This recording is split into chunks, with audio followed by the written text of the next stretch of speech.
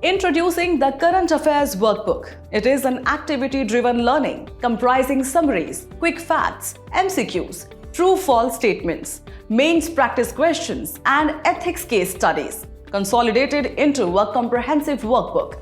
Dive into our monthly magazine summary, a concise overview capturing key insights, events, and trends of the month. Unlock the power of our Quick Facts block, your rapid reference toolkit with essential facts, figures, and critical statistics. Experience our dynamic activities like MCQs and true-false statements to subjective questions and ethics case studies that refine your analytical thinking and articulation skills.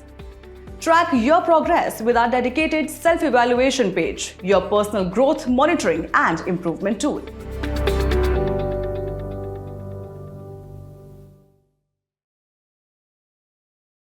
नमस्कार दर्शकों, आप देख रहे हैं news today, जिसमें हर खबर है जरूरी और हर विश्लेषण है खास। बात करते हैं मुख्य सुर्खियों की। केंद्रीय मंत्रिमंडल ने एक साथ चुनाव आयोजित करने से संबंधित विधेयकों को मंजूरी दी। इसरो ने CE-20 कार्योजेनक इंजन का सफलतापूर्वक परीक्षण किया। भारत ने विश्व की पहली ग्रीन स्टील टैक्सोनॉमी शुरू की। प्रधानमंत्री ने कहा, जल जीवन मिशन ग्रामीण क्षेत्रों में महिलाओं को सशक्त बना रहा है। सुप्रीम कोर्ट ने कहा कि मैनुअल स्कैवेंजिंग पर उसके निर्णय को लागू नहीं करना न्यायालय की अवमानना माना जाएगा। वर्क लाइफ संतुलन से जुड़ी चिंताओं के मद्देनजर भारत में राइट टू डिस्कनेक्ट की मांग बढ़ रही है। चलिए बुलेटिन की शुरुआत करते हैं और बढ़ते हैं पहली मुख्य खबर की ओर। केंद्रीय मंत्रिमंडल ने एक साथ चुनाव आयोजित करने से संबंधित विधेयकों को मंजूरी दी। हाल ही में केंद्रीय मंत्रिमंडल ने लोकसभा और राज्य विधानसभाओं के एक साथ चुनाव आयोजित करने से संबंधित 2 विधेयकों को मंजूरी दी है। आपको बता दें कि इनमें से एक विधेयक का उद्देश्य एक साथ चुनाव कराने के लिए संवैधानिक प्रावधानों को संशोधित करना है। दूसरे विधेयक द्वारा उन केंद्र शासित प्रदेशों से संबंधित कानूनों के प्रावधान में संशोधन किया जाएगा जहां विधानसभाएं हैं, ताकि अन्य विधानसभाओं के साथ उनके कार्यकाल को संरेखित किया जा सके।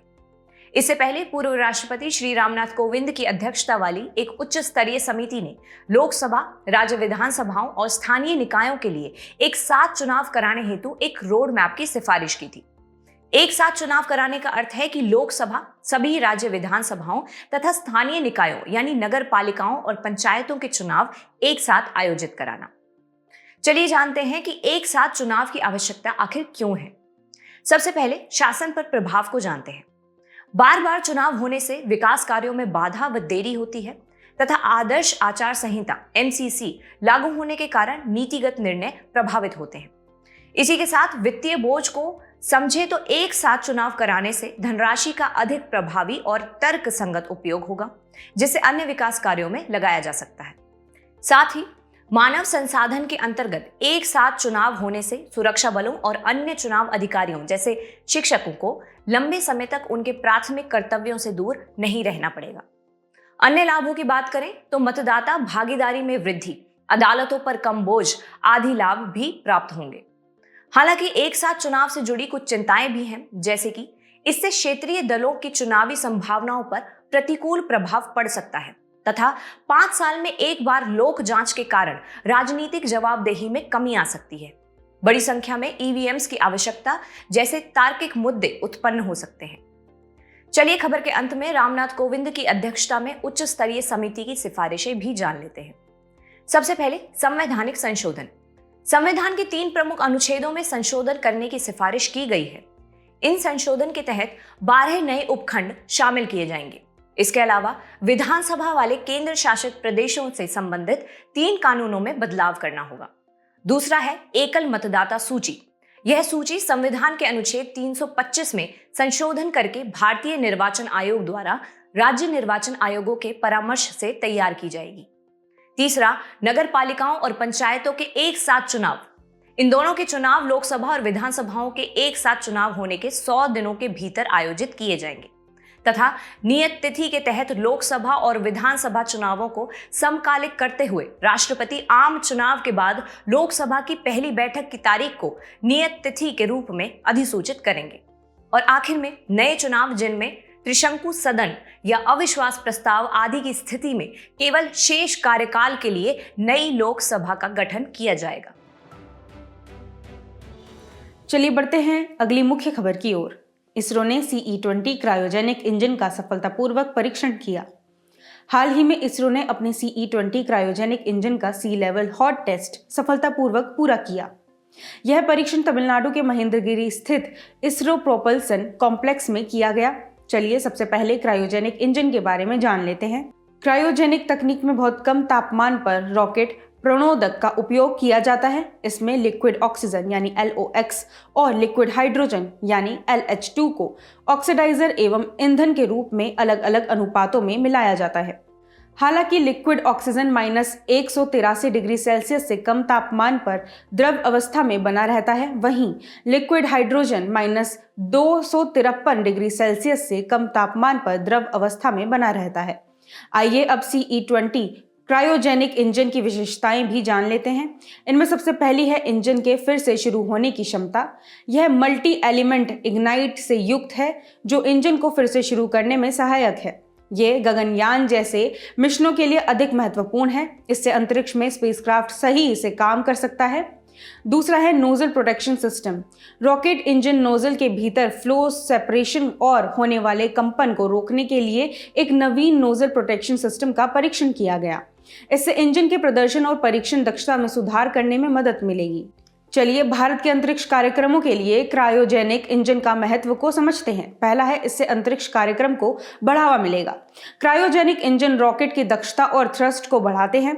इससे भारत अधिक पेलोड्स वाले गगनयान, अन्य स्पेसक्राफ्ट्स और अन्य ग्रहों के लिए शक्तिशाली मिशनों को लॉन्च कर सकता है। दूसरा है स्वदेशी विकास और आत्मनिर्भरता। क्रायोजेनिक तकनीक में भारत को विशेषज्ञता मिलने से विदेशी तकनीक पर निर्भरता कम होगी। भारत छठा देश है जिसने अपने स्वयं के क्रायोजेनिक इंजन विकसित किए हुए हैं। अन्य 5 देश हैं संयुक्त राज्य अमेरिका, फ्रांस, रूस, चीन और जापान। तीसरा है पेलोड क्षमता में वृद्धि। क्रायोजेनिक इंजन उच्च विशिष्ट आवेग यानी हाईयर स्पेसिफिक इंपल्स प्रदान करते हैं, जिससे रॉकेट भारी पेलोड ले जाने में सक्षम होते हैं। चलिए बढ़ते हैं अगली मुख्य खबर की ओर। भारत ने विश्व की पहली ग्रीन स्टील टैक्सोनॉमी शुरू की। केंद्रीय इस्पात मंत्रालय ने ग्रीन स्टील टैक्सोनॉमी या वर्गीकरण शुरू की है। चलिए सबसे पहले ग्रीन स्टील टैक्सोनॉमी की मुख्य विशेषताएं जानते हैं। ग्रीन स्टील की परिभाषा की बात करें तो इसको स्टील की ग्रीननेस को प्रतिशत के रूप में व्यक्त किया जाएगा। यह इस डेटा पर आधारित होगा कि स्टील प्लांट की कार्बन डाइऑक्साइड समतुल्य यानी CO2e उत्सर्जन तीव्रता प्रति टन फिनिश्ड स्टील से 2.2 टन CO2e उत्सर्जन की सीमा से कितनी कम है। इसके स्टार रेटिंग सिस्टम की बात करें तो यह फिनिश्ड स्टील की ग्रीननेस पर आधारित होगी। स्टार रेटिंग के लिए उत्सर्जन सीमा की समीक्षा हर 3 साल में की जाएगी। वर्तमान सीमा के अंतर्गत रेटिंग को देखा जाए तो 5 स्टार ग्रीन रेटेड स्टील, इसमें प्रति टन फिनिश्ड स्टील से 1.6 टन CO2e से कम उत्सर्जन तीव्रता वाला स्टील तथा 4 स्टार ग्रीन रेटेड स्टील प्रति टन फिनिश्ड स्टील से 1.6 और 2 टन के बीच CO2e की उत्सर्जन तीव्रता वाला स्टील, और आखिर में 3 स्टार ग्रीन रेटेड स्टील प्रति टन फिनिश्ड स्टील से 2 और 2.2 टन के बीच CO2e की उत्सर्जन तीव्रता वाला स्टील। इसकी नोडल एजेंसी की बात करें तो national institute of secondary steel technology NISST माप, रिपोर्टिंग और सत्यापन MRV तथा प्रतिवर्ष जारी होने वाला ग्रीननेस सर्टिफिकेट एवं स्टार रेटिंग जारी करने के लिए नोडल एजेंसी होगी। इसी के साथ चलिए अब ग्रीन स्टील टैक्सोनॉमी का महत्व जानते हैं। यह राष्ट्रीय ग्रीन स्टील मिशन के लक्ष्य को प्राप्त करने में सहायक है। यह शीघ्र जारी होने वाली ग्रीन स्टील नीति के तहत 15,000 करोड़ रुपए के व्यय वाला प्रस्तावित मिशन है। इसका उद्देश्य स्टील उद्योग के विकार्बनीकरण यानी डीकार्बोनाइजेशन में मदद करना होगा। इसके अलावा यह वैश्विक प्रतिस्पर्धा को बढ़ावा देगा। यूरोपीय संघ की कार्बन बॉर्डर एडजस्टमेंट मैकेनिज्म यानी CABM जैसी वैश्विक नीतियों के तहत अधिक कार्बन उत्सर्जन करने वाले उत्पादों के आयात पर उच्च कर लगाए जा रहे हैं। ग्रीन स्टील अपनाने से भारतीय स्टील को विश्व बाजार में प्रतिस्पर्धी बने रहने में मदद मिलेगी। साथ ही यह टैक्सोनॉमी भारत को ग्रीन स्टील निर्माण में अग्रणी बनाएगी। वहीं इससे नवाचार और विकास को बढ़ावा मिलेगा। यह ग्रीन स्टील टैक्सोनॉमी स्टील उत्पादन में व्यापक बदलाव सुनिश्चित करेगी।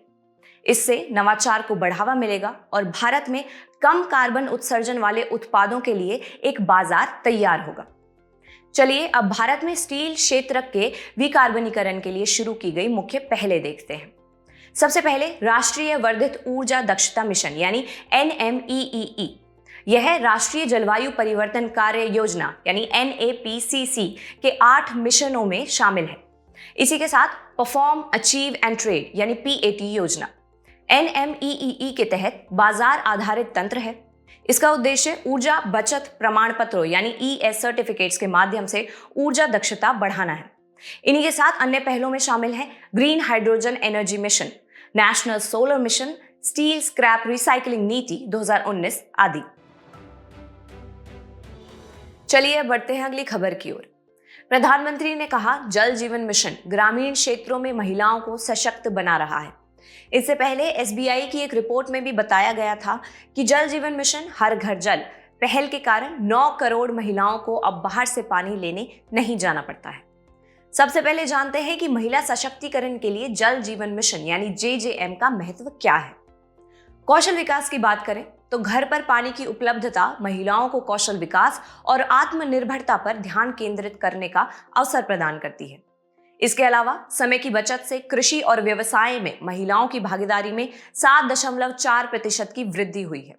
अगर नेतृत्व पर इसके महत्व को देखा जाए तो जल जीवन मिशन के तहत गांवों की जल एवं स्वच्छता समितियों में 50% महिलाओं का होना अनिवार्य है। इसका उद्देश्य जल नियोजन में महिलाओं की आवश्यकताओं को प्राथमिकता देना और उनमें नेतृत्व की भूमिका को बढ़ाना है।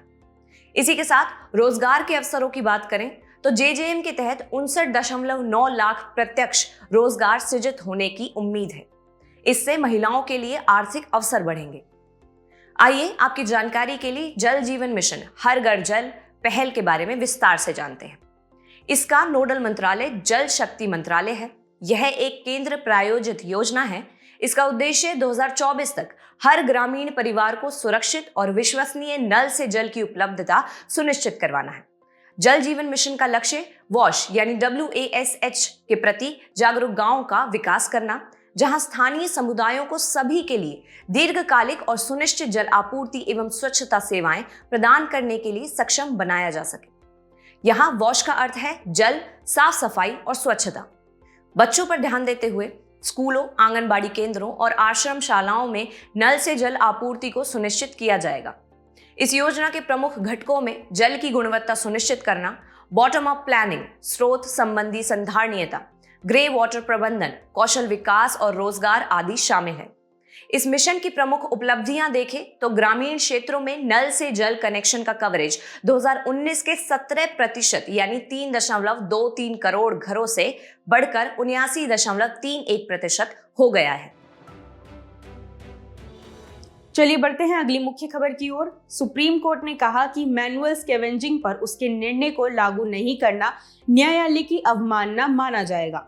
हाल ही में सुप्रीम कोर्ट ने कहा है कि मैनुअल स्कैवेंजिंग पर अक्टूबर 2023 के उसके निर्णय को लागू करने में विफल रहने पर केंद्र सरकार को न्यायालय की अवमानना संबंधी कार्रवाई का सामना करना पड़ सकता है। हालांकि सुप्रीम कोर्ट ने अक्टूबर 2023 में डॉक्टर बलराम सिंह बनाम भारत संघ मामले में मैनुअल स्कैवेंजिंग पर महत्वपूर्ण निर्णय दिया था। इसमें कोर्ट ने केंद्र और राज्य सरकारों को देश में मैनुअल स्कैवेंजिंग और खतरनाक तरीके से सीवर की सफाई की कुप्रथा को खत्म करने का निर्देश दिया था। अपने हालिया निर्णय में सुप्रीम कोर्ट ने यह भी कहा कि नमस्ते योजना शुरू करने के बावजूद इस कुप्रथा का उन्मूलन कहीं भी नहीं हुआ है। यहाँ तक कि एक भी नगरपालिका में इसका उन्मूलन नहीं हुआ है। आइए मैनुअल स्कैवेंजिंग यानी हाथ से मैला उठाने के बारे में विस्तार से जान लेते हैं। इसकी परिभाषा की बात करें तो मैनुअल स्कैवेंजिंग से आशय किसी व्यक्ति को अस्वच्छ शौचालय में या खुले नाले या गड्ढे में या रेलवे ट्रैक आदि पर मानव मल को हाथ से हटाने, उठाने या किसी भी तरीके से उसके निपटान के लिए नियोजित करने से है। इनकी वर्तमान स्थिति को देखें तो 2021 में भारत में 58,098 मैनुअल स्कैवेंजर्स थे। इनमें 75% महिलाएं थीं। इसी के चलते 2018 से 2022 के बीच सीवर और सेप्टिक टैंक की सफाई करते समय 339 लोगों की मौत हो गई थी। इसी संबंध में संवैधानिक अधिकारों के उल्लंघन को देखा जाए तो मैनुअल स्कैवेंजिंग मुख्य रूप से अनुच्छेद 17 के तहत अस्पृश्यता का उन्मूलन और अनुच्छेद 21 के तहत गरिमा के साथ जीवन जीने जैसे मूल अधिकारों का उल्लंघन होता है।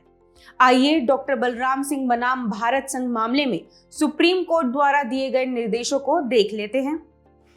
सीवर की सफाई के दौरान होने वाली मौतों के मामलों में मृत कर्मी के परिजनों को दी जाने वाली मुआवजा राशि को बढ़ाकर 30 लाख रुपए की जाए। सीवर की सफाई के दौरान दुर्घटना में स्थायी दिव्यांगता और अन्य प्रकार की दिव्यांगता के लिए मुआवजा राशि को क्रमशः 20 लाख रुपए व 10 लाख रुपए निर्धारित की जाए। कर्मी के परिवार के बच्चों को छात्रवृत्तियां तथा कौशल प्रशिक्षण प्रदान किए जाने चाहिए। हाथ से मैला उठाने वाले कर्मियों के नियोजन का प्रतिषेध और उनका पुनर्वास अधिनियम 2013 को देखें तो इस कानून के तहत मैनुअल स्कैवेंजिंग को प्रतिबंधित कर दिया गया है। हालांकि सुरक्षात्मक गियर के साथ मानव मल की सफाई को मैनुअल स्कैवेंजिंग नहीं माना गया है। इस कानून के उल्लंघन पर सजा के तौर पर 2 साल तक की जेल हो सकती है या 1 लाख रुपए तक का जुर्माना लगाया जा सकता है अथवा दोनों हो सकते हैं। चलिए national action for mechanised sanitation ecosystem यानी नमस्ते को समझते हैं। इसका नोडल मंत्रालय केंद्रीय सामाजिक न्याय और अधिकारिता मंत्रालय MOSJE तथा आवासन और शहरी मंत्रालय MOHUA है। इसका उद्देश्य असुरक्षित तरीके से इंसानों द्वारा सीवर या सेप्टिक टैंक की सफाई की प्रथा को खत्म करना, सीवर और सेप्टिक टैंक की सफाई के समय श्रमिकों की मौतों को रोकना तथा उनकी सुरक्षा एवं सम्मान सुनिश्चित करना। योजना का प्रकार देखें तो यह एक केंद्रीय क्षेत्रक योजना है। इसकी नोडल कार्यान्वयन एजेंसी राष्ट्रीय सफाई कर्मचारी वित्त विकास निगम NSKFDC है। इस योजना की अवधि 2022-23 से 2025-26 तक है। चलिए बढ़ते हैं आज की अंतिम मुख्य खबर की ओर। वर्क लाइफ संतुलन से जुड़ी चिंताओं के मद्देनजर भारत में राइट टू डिस्कनेक्ट की मांग बढ़ रही है। कार्य संबंधी तनाव के कारण एक युवा महिला कर्मचारी की मृत्यु के चलते भारत में अलग अलग वर्गों ने राइट टू डिस्कनेक्ट पर कानून लाने की मांग की है। राइट टू डिस्कनेक्ट का अर्थ है कि कर्मचारी वर्किंग आवर के बाद नियोक्ता द्वारा की गई कॉल का उत्तर देने के लिए बाध्य नहीं होंगे और ऐसे कर्मचारी पर नियोक्ता द्वारा कोई अनुशासनात्मक कार्रवाई भी नहीं की जाएगी। आइए भारत में राइट टू डिस्कनेक्ट की आवश्यकता क्यों है, ये जान लेते हैं। पहला है मनोसामाजिक प्रभाव। अधिक कार्य के बोझ से सामाजिक बंधन कमजोर होते हैं और अलगाव की स्थिति पैदा होती है। यहाँ तक कि इससे मानसिक स्वास्थ्य संबंधी समस्याओं, हृदय संबंधी बीमारियों आदि का खतरा भी बढ़ सकता है। दूसरा है महिलाओं पर प्रभाव। एक हालिया रिपोर्ट से पता चलता है कि ऑडिटिंग, IT और मीडिया जैसी पेशेवर नौकरियों में भारतीय महिलाएं सप्ताह में 55 घंटे से अधिक काम करती हैं। अन्य की बात करें तो इसमें उत्पादकता की हानि, लंबे समय तक स्क्रीन पर रहने के कारण अनिद्रा, नींद के चक्र में व्यवधान आदि शामिल है। चलिए अब भारत में राइट टू डिस्कनेक्ट की स्थिति क्या है, ये समझ लेते हैं। वर्तमान में भारत में राइट टू डिस्कनेक्ट को मान्यता देने वाले कानूनों का अभाव है। इनमें पहला है संवैधानिक प्रावधान। अनुच्छेद 38 की बात करें तो यह राज्य के लोगों के कल्याण को बढ़ावा देने का निर्देश देता है। अनुच्छेद 39E को देखें तो यह राज्य को कर्मचारियों के स्वास्थ्य और शक्ति के दुरुपयोग को रोकने का निर्देश देता है।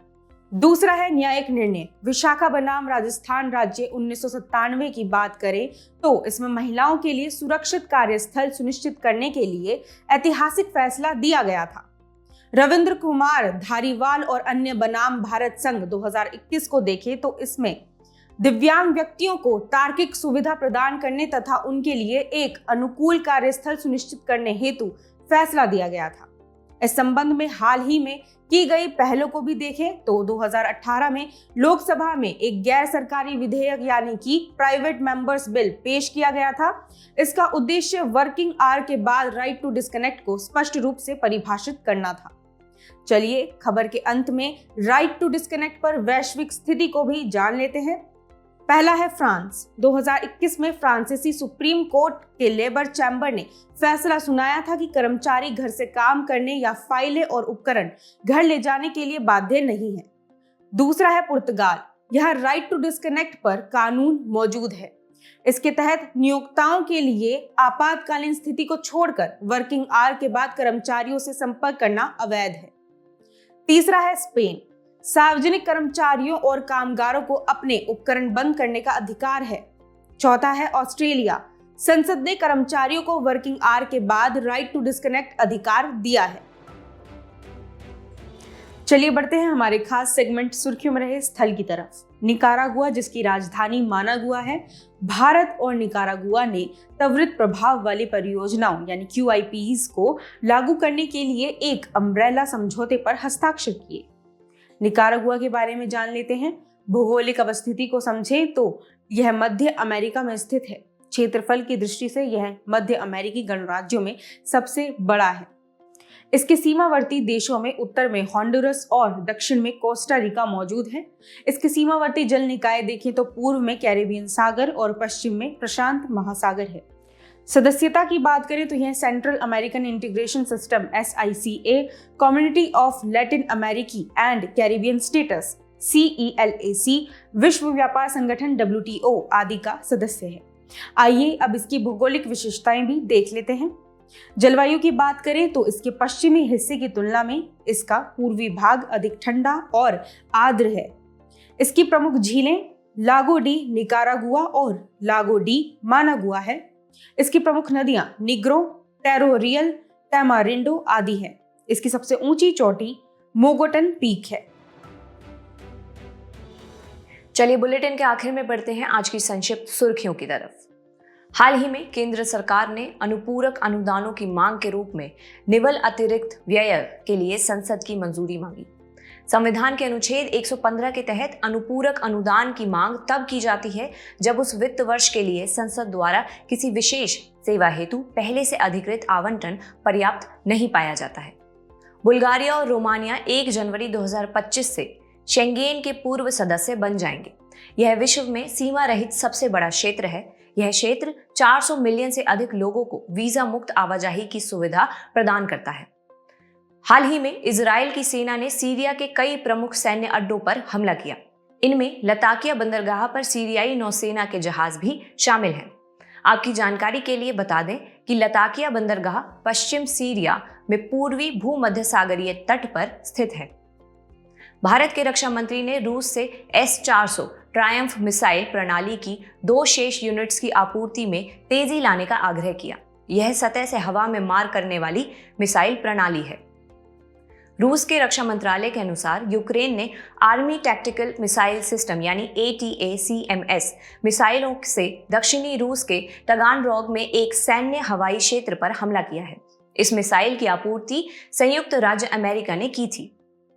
IIT मद्रास विश्व का पहला ऐसा शोध संगठन बन गया है जिसने धरणी नामक open source brain mapping data set जारी किया है। धरणी मानव भ्रूण के मस्तिष्क का सबसे बड़ा open access digital data set है। 18 वर्षीय भारतीय शतरंज खिलाड़ी गुकेश डोमराजू ने चीन के डिंग लेरेन को हराकर दुनिया के सबसे कम उम्र के शतरंज चैंपियन का खिताब अपने नाम किया। गुकेश ने 12 वर्ष की उम्र में ग्रैंड मास्टर का खिताब जीता था। यह भारतीय शतरंज में उनकी असाधारण प्रतिभा को दर्शाता है। 1300 साल पुराने अवध सहायेश्वर मंदिर को 2024 यूनेस्को एशिया प्रशांत पुरस्कार से सम्मानित किया गया। यह सम्मान इस मंदिर के सांस्कृतिक और ऐतिहासिक संरक्षण के लिए दिया गया है। जाने से पहले आपकी समझ की परीक्षा के लिए डालते हैं एक नजर हमारे स्पेशल सेगमेंट प्रश्नोत्तरी पर।